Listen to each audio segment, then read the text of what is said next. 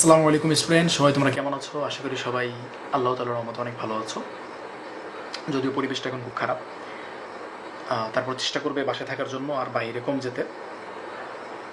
তো স্টুডেন্টস, আমরা গত ক্লাসে যে বিষয়টা নিয়ে আলোচনা করেছিলাম সেটা হচ্ছে প্রাপ্য, প্রাপ্ত, প্রদেয় এবং প্রদত্ত হিসাব বলতে কী বোঝায়।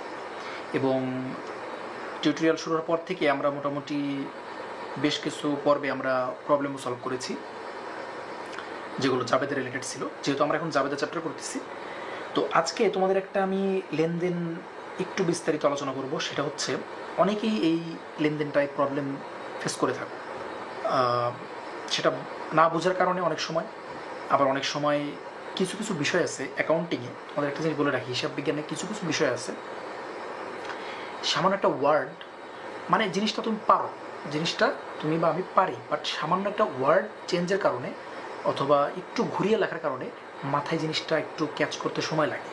দেখা যায় যে ওই জিনিসটাকে আমরা একটু ক্রিটিক্যাল বানিয়ে ফেলি, ভাবি যে এইটা কি আসলে এটা হবে, মানে আমরা বুঝতে পারছি যে এটা হবে, বাট এইটা কি আসলে আমার থিওরি অনুযায়ী হবে, এভাবে হবে, লিখলে কি ভুল হবে কিনা, এরকম একটা দ্বিধায় পড়ে যাই আমরা। তো ওই রিলেটেড আজকে একটা আমরা প্রবলেম সলভ করবো। সেটা হচ্ছে, তোমরা যদি অ্যাকাউন্টিং বুক থাকে তোমাদের হাতে ক্লাস 9 নবম দশম শ্রেণীর, তাহলে তোমরা এই লেনদেনটা পাবে 52 পেজে। আমাদের ব্যবসা প্রতিষ্ঠানে ক্যাশ বাক্স থেকে চুরি যদি হয় কখনো টাকা, অর্থাৎ লেনদেনটা তোমার এভাবে লেখা থাকবে যে ক্যাশ বাক্স থেকে চুরি হলো সামথিং 500 বা 1000 টাকা। সো এই লেনদেনটার ক্ষেত্রে আমরা এটা কি হবে, মানে ফার্স্টে একটা দ্বিধা আসে যে এটা কি লেনদেন হবে কি না, মানে সবগুলো তো আমরা সলভ করে আসি।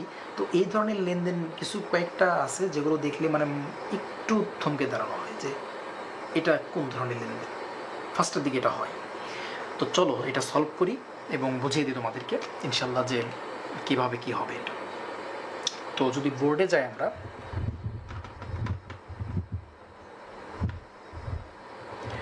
তো এখানে আমি লিখে রেখেছি, দেখো যে ক্যাশ বাক্স থেকে চুরি হয়েছে কত, 2000 টাকা। এখন আমাদের ফার্স্টে বুঝতে হবে যে একটা ব্যবসা প্রতিষ্ঠানে, আমার ব্যবসা প্রতিষ্ঠানে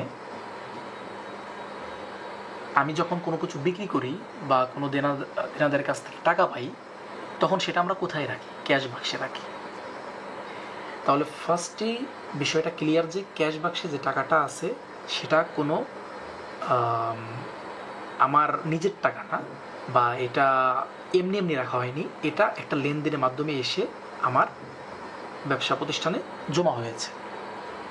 তো এই টাকাটা কিন্তু আমার ব্যবসায়, যদি আমি রাখতাম টাকাটা, সাপোজ আমরা যখন বাসায় ব্যাংক থাকে না, মাটির ব্যাংক, প্লাস্টিকের ব্যাংক, সেখানে যদি আমরা টাকা রাখি তখন সেটা আমার থাকে টাকাটা।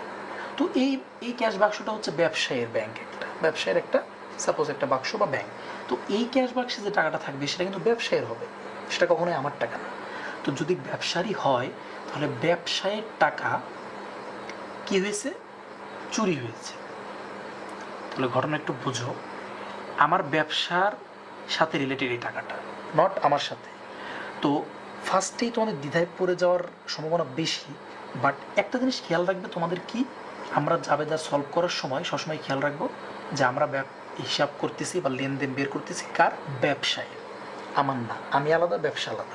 তাহলে আমার ব্যবসার সাথে যদি কোনো কিছু রিলেটেড হয়, আর্থিক ঘটনা রিলেটেড থাকে এবং সেটা লেনদেন হয়, দেনা পাওনা কাউকে দেওয়া হয় বা কারোর কাছ থেকে নেওয়া হয়, এবং সেটার সাথে আর্থিক সম্পর্ক রিলেটেড থাকে, যেটা চলে যাচ্ছে লেনদেনের সংখ্যায়, যেটা আমরা বিগত লেনদেনের পর্বে বুঝে এসেছি। তো আমার ব্যবসায়ের সাথে যখন আর্থিক রিলেটেড কোনো দেনা পাওনা হবে তখন সেটা কি? লেনদেন।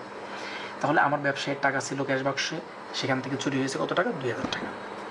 এখন এটা কি লেনদেন কি না, তোমাদের আমি একটু একটু জাস্ট 2 সেকেন্ডের জন্য একটু প্রশ্ন করতে চাই যে আমার ব্যবসায় টাকাটা কিন্তু ব্যবসায় এবং সেই টাকাটা চুরি হয়েছে, লেনদেন হবে কি না? তো স্টুডেন্টস, এইখানে তোমার যেটা, এটা আসলে একটা লেনদেন হবে। এখন কীভাবে হবে সেটা বলছি। দেখো, আমার ক্যাশ বাক্স যখন 2000 টাকা চুরি হলো, তখন কিন্তু আমার ব্যবসা প্রতিষ্ঠানের 2000 টাকা কিন্তু কমে গেল। যদি আমার ক্যাশ বাক্সে 10,000 টাকা থাকে, সাপোজ 10,000 টাকা ছিল আমার ক্যাশ বাক্সে, সেখান থেকে যদি 2000 টাকা আমার মাইনাস হয়ে যায়, তাহলে আমার বর্তমানে ক্যাশ বাক্সে আছে কত? 8,000 টাকা। এবং এটা এমনি এমনি মাইনাস হয়নি, কীভাবে হয়েছে? যদি খরচ করতাম সেক্ষেত্রে কিন্তু আমরা মাইনাস করতাম। এখানে আমার কী হয়েছে? চুরি হয়েছে। এখন চুরি হয়েছে, চুরি কথাটা তোমরা মানে ওইভাবে নিও না। এই জিনিসটা আমি যেটা বললাম যে একটা ওয়ার্ডের কারণে সব কিছু ঘুরে যায়। তোমরা চুরি হয়েছে জাস্ট সিম্পলি এটা ভাবো যে তোমার ব্যবসায়ের টাকা। কী চুরি হয়েছে? তোমার ব্যবসায়ের টাকা। কোথা থেকে? ক্যাশ বাক্স থেকে। ঠিক আছে, ওকে। তো ক্যাশ বাক্স থেকে হোক আর যেখান থেকে হোক, ব্যবসায়ের টাকা তো। যদি ব্যবসায়ের টাকাটা হয়, সেটা যদি চুরি হয়, তার মানে আমার ক্ষতি হয়েছে। ক্ষতি মানে কি? লস। সো এই ক্ষতিটা কিন্তু আমি যদি আমার পকেট থেকে কখনো ভরবো না। আমি মালিক বা তুমি মালিক, কখনো ভরবে? তুমি যেমন তোমার ব্যবসায় এই টাকাটা চুরি, আগে বলেছি আমি আলাদা, ব্যবসা আলাদা। তো আমার ব্যবসা থেকে 2,000 টাকা চুরি হয়েছে, এটা আমার এমপ্লয়ি ভরবে? আমি ভরবো? কখনো এই টাকাটা কিন্তু আমি জরিমানা দিব না এখানে। তো এই জিনিসটা কিন্তু আমার ব্যবসার একটা ক্ষতি। এই ক্ষতিটাকে আমাদের কি করতে হবে? লেনদেন হিসেবে লিপিবদ্ধ করতে হবে। এবং কেন? কারণ আমার ব্যবসায় টাকা, আমার ব্যবসার সাথে সম্পর্কিত এই জিনিসটা, এই ঘটনাটা, এবং এই ঘটনার ভিতরে কি রয়েছে? টাকার সম্পর্ক রয়েছে। সো আমরা জানি ঘটনার সাথে টাকার সম্পর্ক থাকলে এবং সেটা যদি কোনো দেনা পাওয়া হয়, তাহলে কিন্তু মানে লেনদেন হয়, লেনা দেনা, সেটা কিন্তু একটা লেনদেন। তো এটা একটা লেনদেন। এখন এটা চাবিদাটা আমরা কীভাবে লিখব? আমরা তো বুঝলাম যে কেন লেনদেন হলো। আমার ব্যবসায়ের টাকা চুরি হয়েছে, সো আমার ব্যবসা থেকে ক্ষতি হয়েছে, আমার ব্যবসায়ের টাকাটা কমে গেছে। এটা একটা লেনদেন হয়ে গেছে, যদিও ইন্টেনশনালি হয়নি, আনইন্টেনশনালি চুরির মাধ্যমে হয়েছে, বাট এটা একটা লেনদেন হয়ে গেছে। কিন্তু এটা কিন্তু একটা কি, মানে একটা ক্ষতি ব্যবসায়। এখন এটাকে আমরা কীভাবে ডেবিট এবং ক্রেডিট নির্ণয় করব? ফার্স্টে দেখো, ব্যবসা থেকে টাকাটা চুরি হওয়ার কারণে আমার কি কমেছে? টাকা। সো টাকা একটা কি? সম্পদ। সম্পদ যদি কমে, তাহলে আমরা কি জানি কি হয়? সম্পদ বৃদ্ধি পেলে হয় ডেবিট, কমলে হয় ক্রেডিট। আর এইখানটায় আমাদের এটা পেয়ে গেলাম। তো এখন আমাদের ডেবিটটা কি হবে? ডেবিটটা হবে কি? দেখো, আমরা যদি সাপোজ এই 2,000 টাকা আমরা যদি কোনো পণ্য কিনে দিতাম কাউকে, আমরা কোনো পণ্য কিনেছি, তার বিনিময়ে যদি আমরা কোনো যার কাছ থেকে কিনেছি ক্রেতা, তাকে যদি 2,000 টাকা দিতাম, সেক্ষেত্রে কিন্তু কী হতো? এই 2,000 টাকাটা আমরা লিখতাম এইভাবে যে ক্রয় হিসাব ডেবিট, নগদান হিসাব ক্রেডিট। কারণ নগদ টাকা চলে গেছে, আমার ব্যবসায়ের কি সম্পদ কমে গেছে, আর আমি কিনেছি, পণ্য ক্রয় করেছি, এই ক্রয়টা কী হবে? ডেবিট হবে। তো এইখানটায় আমরা যেটা করব, আমাদের ব্যয়টা কিন্তু আলটিমেটলি কিন্তু ব্যয়ই হয়েছে, এটা একটা, বাট এটা একটা ক্ষতি জানি আমরা, কিন্তু এই ক্ষতিটার কারণে আমাদের ব্যয় হয়েছে এক ধরনের। তো সেই ব্যয়টা কিন্তু নাম আছে একটা, নামটা কি? আমাদের কিন্তু ক্ষতি। এই জিনিসটা একটু এক্সেপশনাল, তোমাদের মনে রাখতে হবে যে এই ব্যয়টা হচ্ছে ক্ষতি। চুরি হইলে কিন্তু সেটা কোনো আমাদের কিন্তু খরচ না, আমরা জানি, তাই না? চুরি হয়ে গেছে, এটা আমাদের খরচ কি? আবার এটা তো আমরা কোনো খরচ করিনি, আমাদের কোনো কিছু কিনে নিই আমার ব্যবসা প্রতিষ্ঠানের জন্য।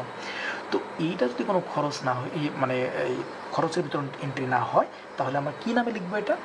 এটা আমরা লিখবো হচ্ছে একটু এক্সেপশনাল নামে, সেটা হচ্ছে বিবিধ ক্ষতি, বা সরি এখানে বিবিধ আমরা লিখবো হচ্ছে এইভাবে,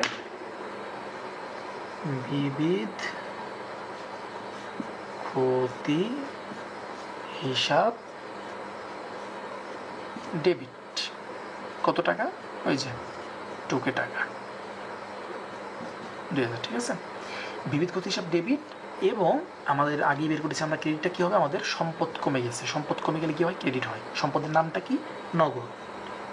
নগদ টাকা বা নগদান হিসাব, যেটা আমরা লিখতে মনে চাই, ক্রেডিট,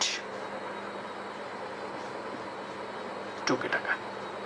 সো ক্লিয়ার স্টুডেন্ট? দেখো তাহলে জিনিসটা একটু কী দাঁড়ালো যে আমাদের নগদ টাকা কেন হয়েছে, এটা কিন্তু আমরা ইজিলি বুঝতে পেরেছি। আমাদের সম্পদ কমে গেছে, সম্পদ কমে গেলে কী হয়? ক্রেডিট হয়। এবং সম্পদটা কি আমাদের এখানে? নগদ টাকা। 2,000 টাকা আমাদের চুরি হয়ে গেছে, কমে গেছে আমাদের 2,000 টাকা। এবং ক্ষতিটা কেন হলো? ব্যবসায়ের সাথে রিলেটেড একটা লেনদেনের যখন আমরা কোনো কিছু খুঁজে পাচ্ছি না যে আমরা এটা কীভাবে লেনদেনটা লিপিবদ্ধ করব, কারণ এটা একটা আনকমন, হঠাৎ করে চুরি হয়ে গেছে টাকাটা, এটা কোনো ব্যয়ও না আমাদের, তাই না? তাহলে আমরা কী দেবো? সেক্ষেত্রে এই নামটা আমাদের, যেহেতু এটা ক্ষতি, আমাদের ব্যবসার ক্ষতি হয়েছে, আমরা ক্ষতি হিসাবে দেবো, যে যাতে করে একটা মাস পরে বা বছর পরে যখন আমরা হিসাব করে আমার মুনাফা বা ক্ষতি নির্ণয় করব, যে লাভ লোকসান কত হলো, তখন যেন আমরা ধরতে পারি যে এই 2,000 টাকা কেন আমরা ডেবিট করেছিলাম বা কমিয়েছিলাম আমার ব্যবসা প্রতিষ্ঠান থেকে, ক্যাশ থেকে। তখন বুঝতে পারবো হ্যাঁ এটা আমার ক্ষতি, মানে এখানে আমাদের চুরি হয়েছে। আরও স্পেসিফিক্যালি যদি আমরা লিখে রাখতে চাই, তাহলে আমরা সাইড দেখতে পারি চুরি ব্র্যাকেটে দিয়ে। ওটা লেখার দরকার হয় না, সাধারণত চুরি হলে বা ভেঙে গেলে এগুলো সাধারণত এরকম ক্ষতি হিসাব লিখেই আমরা এন্ট্রি করব, ঠিক আছে? তো আশা করি যে তোমাদের স্টুডেন্টস এই লেনদেনটায় মানে আমি কি বলবো যে তোমাদের অনেকেই এটাই প্রবলেম ফেস করে। দেখা যায় যে হঠাৎ করে সলিউশন করতে করতে এসে আনকমন একটা লেনদেন পেয়ে যায় যে চুরি হয়েছে বা ভেঙে গেছে এরকম, তখন আর মাথায় ক্যাচ করে না জিনিসটা যে এটা কী লিখ, মানে ওই পারে কিন্তু জিনিসটা কিন্তু পারা যাবে যে কি আলটিমেটলি ভেবে দেখলে রেজাল্টটা চলে আসবে যে আমাদের ব্যবসা প্রতিষ্ঠান থেকে টাকাটা চলে গেছে। তো ব্যবসা প্রতিষ্ঠানের টাকা কী হয়েছে, চলে গেছে, চুরি করে নিয়ে গেছে মানে চলে গেছে। তো ব্যবসা প্রতিষ্ঠানের টাকা কমে গেছে, তাহলে টাকা তোমার সম্পদ কমে গেলে কী হয়, ক্রেডিট হয়। সম্পদের নামটা কি এখানে নগদ সব ক্রেডিট, মানে আলটিমেটলি সব কিছুই পারা যাবে। কিন্তু ওই যে প্যাচটা খাবে কোথায়, যে চুরি হয়েছে, তাহলে এখানে কী হয়ে এটা কী হবে, একটা প্যাচ খেয়ে যায়। তো প্যাচ কখন কারণ নেই, চুরি হয়েছে মানে আমার ব্যবসা প্রতিষ্ঠান থেকে টাকা, আমার ব্যবসার টাকা কমে গেছে। ব্যবসার টাকা কমে যাওয়ার কারণে কী হয়েছে, সম্পদ কমে গেছে, নগদ টাকা আমরা কমাই দিলাম ক্রেডিট করে। আর আমার এই ক্ষেত্রে কী হয়েছে, আমি তো টাকাটা কোনো কিছু কিনে ব্যয় করিনি, চোর এসে চুরি করে নিয়ে গেছে, আমার ক্ষতি ব্যবসায়ী। সো আর কিছু নেই এখানে লেখার, ডেবিট আমরা কী লিখব, চুরি লেখা যায় না, চুরি শব্দটা কেমন লেখা, তাই না? তো একটু প্রফেশনাল লিখতে গেলে বিবিধ ক্ষতি হিসাব ডেবিট, যে এটা আমার একটা ক্ষতি হয়েছে।